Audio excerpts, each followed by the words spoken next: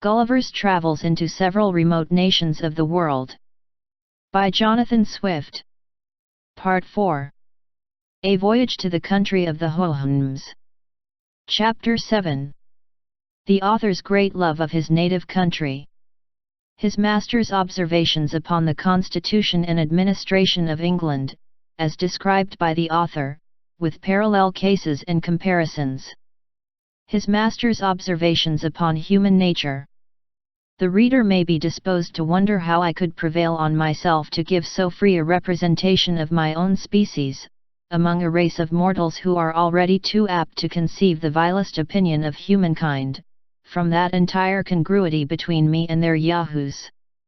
But I must freely confess, that the many virtues of those excellent quadrupeds, placed in opposite view to human corruptions, had so far opened my eyes and enlarged my understanding, that I began to view the actions and passions of man in a very different light, and to think the honor of my own kind not worth managing, which, besides, it was impossible for me to do, before a person of so acute a judgment as my master, who daily convinced me of 1,000 faults in myself,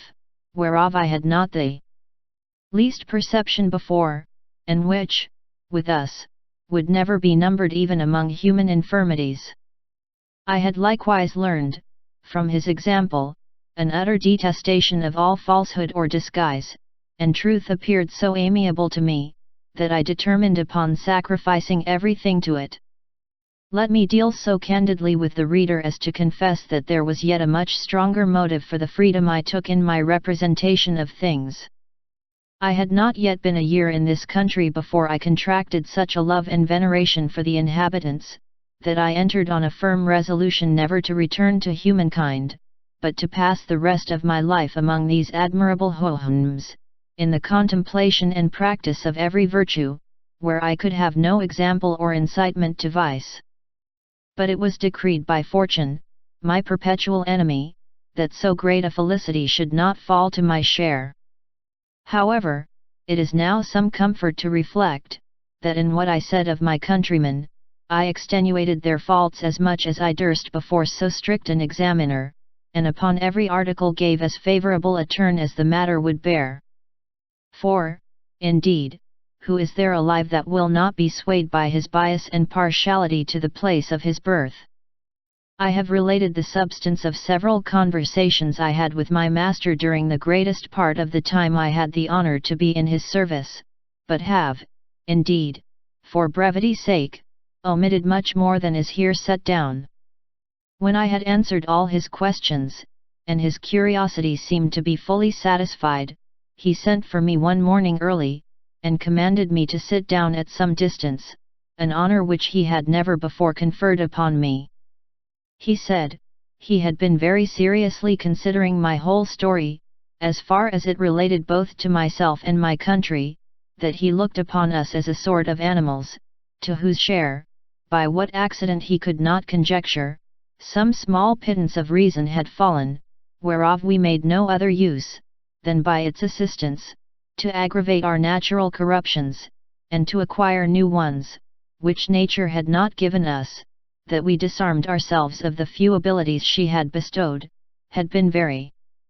successful in multiplying our original wants, and seemed to spend our whole lives in vain endeavours to supply them by our own inventions, that, as to myself,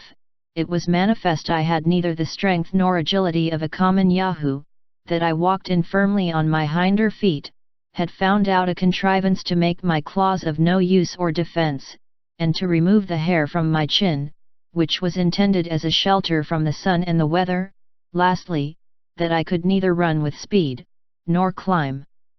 trees like my brethren, as he called them, the yahoos in his country.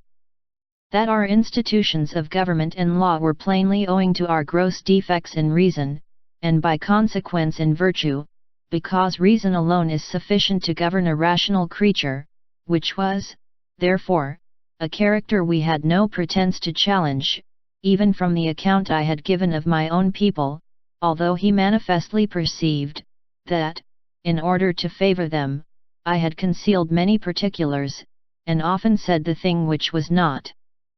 He was the more confirmed in this opinion, because, he observed, that as I agreed in every feature of my body with other Yahoos, except where it was to my real disadvantage in point of strength, speed, and activity, the shortness of my claws, and some other particulars where nature had no part, so from the representation I had given him of our lives, our manners, and our actions, he found as near a resemblance in the disposition of our minds. He said, the Yahoos were known to hate one another, more than they did any different species of animals, and the reason usually assigned was, the odiousness of their own shapes, which all could see in the rest, but not in themselves. He had therefore begun to think it not unwise in us to cover our bodies, and by that invention conceal many of our deformities from each other, which would else be hardly supportable. But he now found he had been mistaken, and that the dissensions of those brutes in his country were owing to the same cause with ours, as I had described them. For if,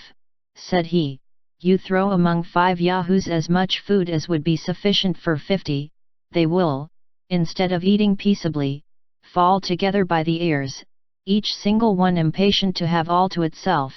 and therefore a servant was usually employed to stand by while they were feeding abroad, and those kept at home were tied at a distance from each other, that if a cow died of age or accident, before a Hohum could secure it for his own Yahoos, those in the neighborhood would come in herds to seize it, and then would ensue such a battle as I had described, with terrible wounds made by their claws on both sides, although they seldom were able to kill one another, for want of such convenient instruments of death as we had invented. At other times, the like battles have been fought between the Yahoos of several neighborhoods, without any visible cause, those of one district watching all opportunities to surprise the next, before they are prepared. But if they find their project has miscarried, they return home, and, for want of enemies, engage in what I call a civil war among themselves. That in some fields of his country there are certain shining stones of several colors, whereof the Yahoos are violently fond, and when part of these stones is fixed in the earth, as it sometimes happens, they will dig with their claws for whole days to get them out, then carry them away, and hide them by heaps in their kennels, but still looking round with great caution, for fear their comrades should find out their treasure.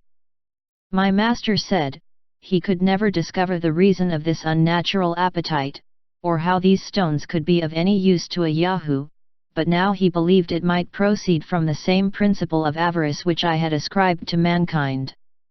That he had once, by way of experiment, privately removed a heap of these stones from the place where one of his Yahoos had buried it, whereupon the sordid animal, missing his treasure, by his loud lamenting brought the whole herd to the place, there miserably howled, then fell to biting and tearing the rest, began to pine away, would neither eat, nor sleep, nor work, till he ordered a servant privately to convey the stones into the same hole, and hide them as before, which, when his Yahoo had found, he presently recovered his spirits and good humor, but took good care to remove them to a better hiding place, and has ever since been a very serviceable brute. My master further assured me, which I also observed myself, that in the fields where the shining stones abound, the fiercest and most frequent battles are fought, occasioned by perpetual inroads of the neighboring Yahoos. He said, it was common, when 2 Yahoos discovered such a stone in a field, and were contending which of them should be the proprietor, a third would take the advantage, and carry it away from them both, which my master would needs contend to have some kind of resemblance with our suits at law, wherein I thought it for our credit not to undeceive him, since the decision he mentioned was much more equitable than many decrees among us, because the plaintiff and defendant there lost nothing beside the stone they contended for, whereas our courts of equity would never have dismissed the cause, while either of them had anything left. My master, continuing his discourse, said, there was nothing that rendered the Yahoos more odious, than their undistinguishing appetite to devour everything that came in their way, whether herbs, roots, berries, the corrupted flesh of animals, or all mingled together, and it was peculiar in their temper, that they were fonder of what they could get by rapine or stealth, at a greater distance, than much better food provided for them at home. If their prey held out, they would eat till they were ready to burst, after which, nature had pointed out to them a certain root that gave them a general evacuation. There was also another kind of root, very juicy, but somewhat rare and difficult to be found, which the Yahoos sought for with much eagerness, and would suck it with great delight. It produced in them the same effects that wine has upon us. It would make them sometimes hug, and sometimes tear one another. They would howl, and grin, and chatter, and reel, and tumble, and then fall asleep in the mud. I did indeed observe that the Yahoos were the only animals in this country subject to any diseases, which, however, were much fewer than horses have among us, and contracted, not by any ill treatment they meet with, but by the nastiness and greediness of that sordid brute. Neither has their language any more than a general appellation for those maladies, which is borrowed from the name of the beast, and called Hnia Yahoo, or Yahoo's evil, and the cure prescribed is a mixture of their own dung and urine, forcibly put down the Yahoo's throat. This I have since often known to have been taken with success, and do here freely recommend it to my countrymen for the public good, as an admirable specific against all diseases produced by repletion. As to learning, government, arts, manufactures, and the like, my master confessed, he could find little or no resemblance between the Yahoos of that country and those in ours, for he only meant to observe what parity there was in our natures. He had heard, indeed, some curious Hohums observe, that in most herds there was a sort of ruling Yahoo, as among us there is generally some leading or principal stag in a park, who was always more deformed in body, and mischievous in disposition, than any of the rest, that this leader had usually a favourite as like himself as he could get, whose employment was to lick his master's feet and posteriors, and drive the female Yahoos to his kennel, for which he was now and then rewarded with a piece of ass's flesh. This favourite is hated by the whole herd, and therefore, to protect himself, keeps always near the person of his leader. He usually continues in office till a worse can be found, but the very moment he is discarded, his successor, at the head of all the Yahoos in that district, young and old, male and female, come in a body, and discharge their excrements upon him from head to foot. But how far this might be applicable to our courts, and favourites, and ministers of state, my master said I could best determine. I durst make no return to this malicious insinuation, which debased human understanding below the sagacity of a common hound, who has judgment enough to distinguish and follow the cry of the ablest dog in the pack, without being ever mistaken.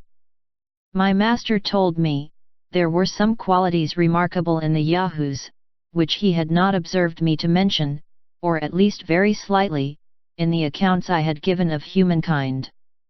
He said, those animals, like other brutes, had their females in common, but in this they differed, that the she-Yahoo would admit the males while she was pregnant, and that the hes would quarrel and fight with the females, as fiercely as with each other, both which practices were such degrees of infamous brutality, as no other sensitive creature ever arrived at. Another thing he wondered at in the Yahoos, was their strange disposition to nastiness and dirt, whereas there appears to be a natural love of cleanliness in all other animals. As to the two former accusations, I was glad to let them pass without any reply, because I had not a word to offer upon them in defence of my species, which otherwise I certainly had done from my own inclinations. But I could have easily vindicated humankind from the imputation of singularity upon the last article, if there had been any swine in that country, as unluckily for me there were not, which, although it may be a sweeter quadruped than a Yahoo, cannot, I humbly conceive, in justice, pretend to more cleanliness, and so his honour himself must have owned, if he had seen their filthy way of feeding, and their custom of wallowing and sleeping in the mud.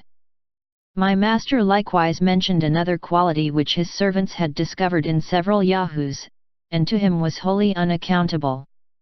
He said, a fancy would sometimes take a Yahoo to retire into a corner, to lie down, and howl, and groan, and spurn away all that came near him, although he were young and fat, wanted neither food nor water, nor did the servant imagine what could possibly ail him.